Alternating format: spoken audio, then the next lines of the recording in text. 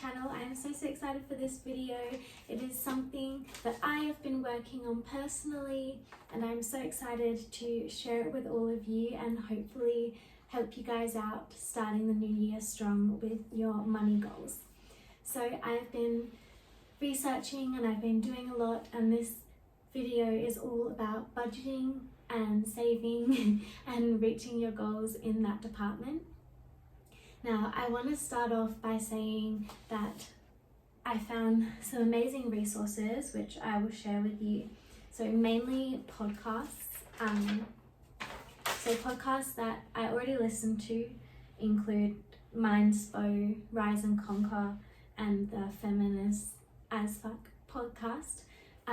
All of them are ones I listen to for money manifestation and meditation, and they're good just for mindset and general overall health.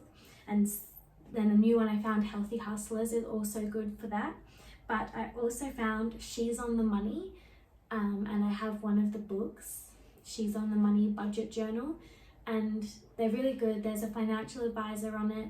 And they're just really good with helping to explain to you what different financial situations mean, what they are, and yeah, definitely something to check out. Help with budgeting, help with understanding what different financial terms mean. Definitely go and check that out if you haven't already heard about it. Also a quick mention to the Hyped podcast, which only has a few episodes, but it is definitely something to hype you up and get you ready to raise your vibes for this year. But we're talking about budgeting. Now, I love making spreadsheets, and that is something that I'm going to really work on, sticking to all the spreadsheets that I create for my budgets.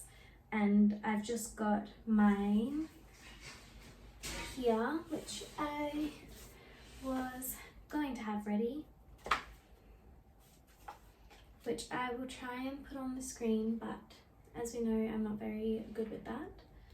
So this is my Excel budget there. So basically, I go into Excel and it's so easy to do. So this one, I've just made blank with rough things, but basically I put in my reoccurring bills, I put in when they are, so yearly, monthly, fortnightly, weekly, the type of payment, so direct debit, my own payment, or certain through a different website, or whether it comes in the mail, and then what account that comes out of, because I've got all my accounts labeled as different things. So my fortnightly budget account, my income account, my account for my dog Albus, and I've got on here things like his pet food and toys and vet bills, all included as one of the reoccurring fees, and I just put a rough number in there. And then down the bottom I have income. So what I do is in one column I've got leftover money, then monthly, fortnightly and weekly. So I put my income and how much that is monthly, fortnightly and weekly. I've got my expenditure monthly, fortnightly and weekly, and then my income take my expenditure. And then my food / outings, I've got a set budget for that, and then whatever's left after that, I put a certain amount into my savings, which is on here, and then I write down what's left after all of the bills that have need to be paid have been paid, and all the money from my outings and stuff have been used.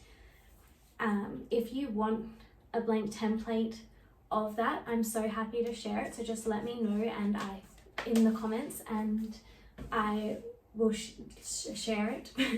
Sorry, put your email down the bottom in the comments, or however you want me to send it to you, but email's probably preferred, and then I can send you an Excel template. I can put it into Word as well and just help you budget it out, because that's a budget that's really helped me. Otherwise, She's on the Money Budget Journal is really good if you want to just get something like that, or a cheap budget from somewhere else. So that's how I budget. I use Excel, and then I go in every time I get paid and just look at what I've spent, and I've been comparing it with my statement, which is really good. very excited about it, which may sound silly, but I am budgeting for that and have my Excel template. I have my journal, and it's just good to keep on track of things, especially if you're not doing very well with money. Now, I also wanted to talk to you guys about some hacks or ways to get a little bit of extra cash, a little bit of extra money if you need it, or if you're struggling, or even just to put into your savings as extra money.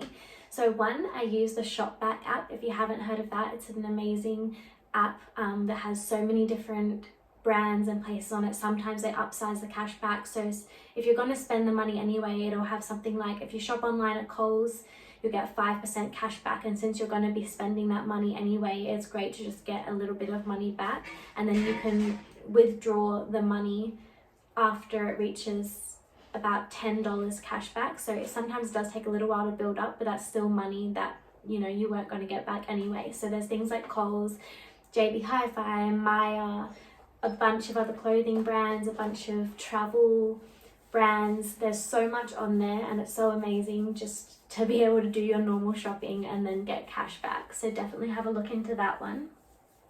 And then also, if you're in Australia, the bottle recycling programs, or definitely in WA and Queensland, I'm not 100% sure about the rest of the states, but you can download an app.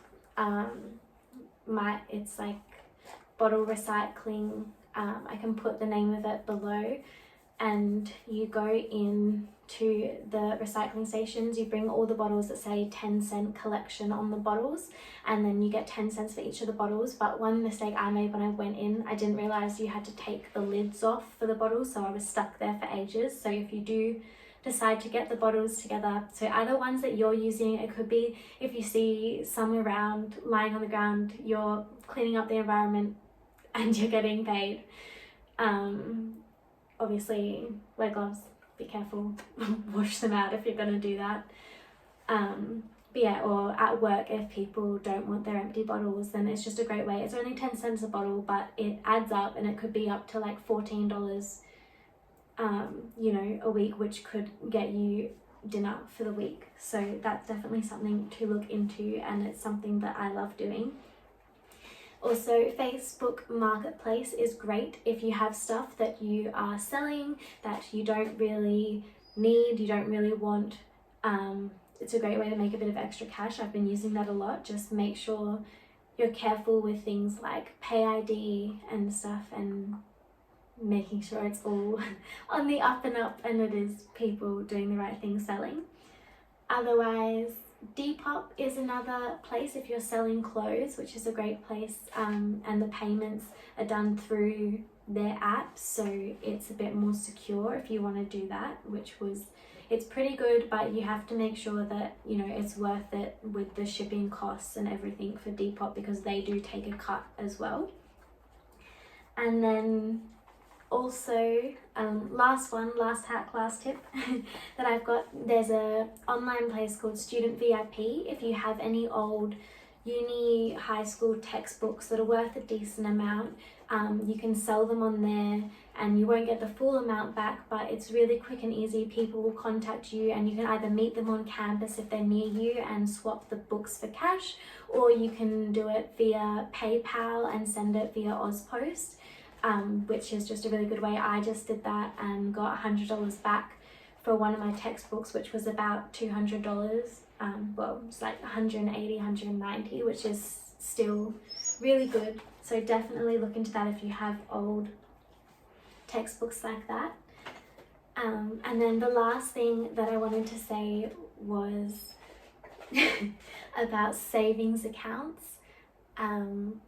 I just started one with a Australian bank called Up, and it's just got some really cute savers on there, and you can like lock your account, which is good for me, someone who likes to impulse buy.